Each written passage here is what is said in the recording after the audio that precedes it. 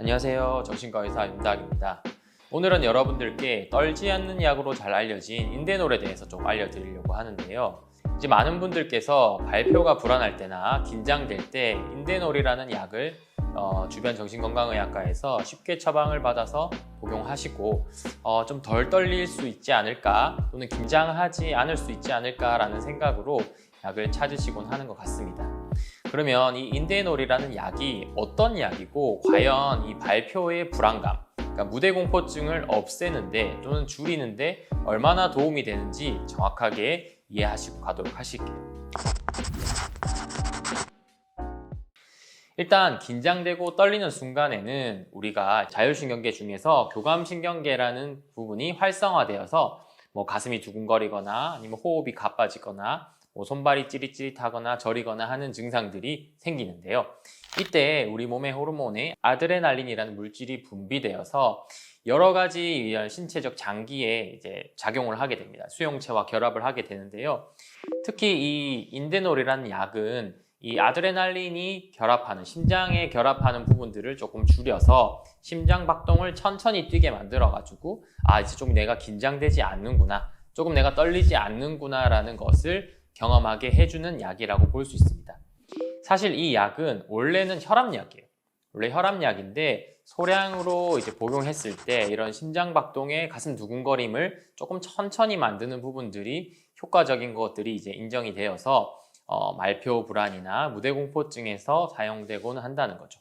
인대놀이란 약은 어떻게 사용해야 하는가? 사실 이제 많은 정신건강의학과에서 이제 10ml에서 한 40ml 정도가 효과적이라고 하거든요. 그런데 이 주의해야 할 점 뭐냐면 용량이 계속 올라가면 올라갈수록 불안감이 줄어드는 것이 아니라는 겁니다. 그러니까 내가 40ml를 처방받았는데 그럼 이제 2알 먹으면 80ml 먹으면 조금 덜 떨리지 않을까 해서 한 알 더 먹는다고 해서 불안감이 더 줄어들거나 긴장감이 더 낮아지는 것이 아니라는 거죠. 그리고 오히려 혈압약이기 때문에 심장 박동을 천천히 뛰게 만든다는 것은 오히려 이 건강상의 위험을 초래할 수도 있기 때문에 이 부분은 이제 처방받은 대로 여러분께서 복용을 하셔야 이런 건강하게 이런 심장 박동의 이런 천천히 뛰임을 만들어 가지고 긴장과 불안을 조금 줄이는 데 도움이 된다는 점이고, 특히 이 이제 인대놀은 베타블로커라고 우리 몸에 이런 그 천식이 있거나 아니면 일부 심장질환이 있거나 그 다음에 당뇨가 있을 때에는 복용하는 것을 주의하셔야 된다는 점을 명심하시면 좋을 것 같습니다. 자, 그러면 이 인대놀이란 약이 과연 불안을 극복하는 데 얼만큼 도움이 될 것이냐, 정말 효과가 있느냐를 보셔야 되는데, 실제적으로 아까 설명드린 것처럼 이 가슴이 두근거리는 증상에는 효과적일 수 있어요. 그런데 내가 발표가 불안한 이유가 두근거리는 증상뿐만 아니라 다른 여러 가지 증상 때문에 긴장이 많이 높다면 이 불안 완화에 조금 덜 효과적일 수 있다는 거죠.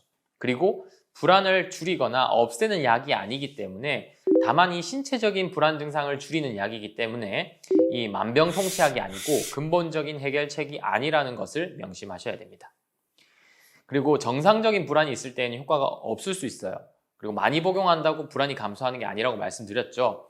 이제 그러다 보니까 이걸 잘못 오남용하셔서 이 처방받은 대로 복용하는 것이 아니라 이제 임의대로 불안을 줄일 때까지 계속 복용하셔서 부작용을 겪으시는 분들도 저는 많이 봤습니다. 그래서 어떤 이제 음악하는 친구였는데, 이 친구 같은 경우에는 너무나 연습 때도 너무나 불안해서 인대놀을 5달 먹었다가 6달 먹었다가 이렇게 계속 증량을 했대요. 그러다 보니까 의식을 잃기도 하고 쓰러지기도 하는 어떤 위험한 사건에까지 발생되기도 했고요.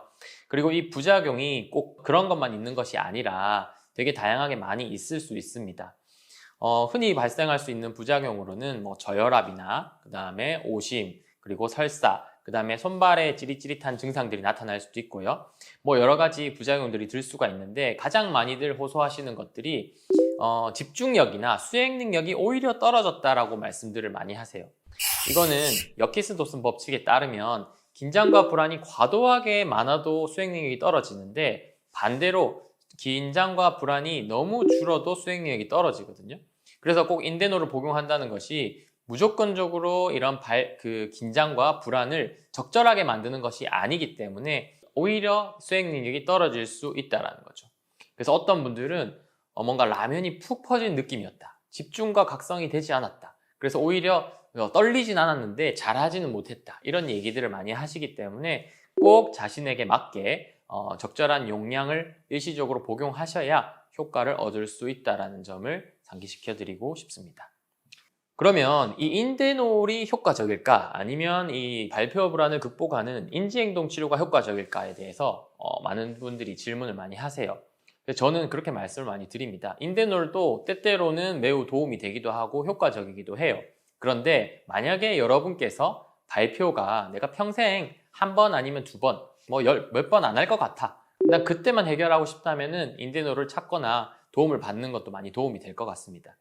그런데 이 인대놀에 사실 신체적으로 의존되진 않지만 이 내가 심리적으로 의존되는 경우들이 꽤 있거든요. 예를 들면 청심환을 막 먹던 사람이 발표 직전에 갑자기 청심환이 없어서 못 먹는 경우, 그 다음에 인대놀을 복용해서 가슴 두근거림이 조금 줄어서 불안과 긴장이 조금 줄어든 상태로 발표를 잘 해왔는데 어느 날 내가 인대놀을 챙겨오지 않았다. 그런 경우에는 오히려 더 떨릴 수 있다는 거죠.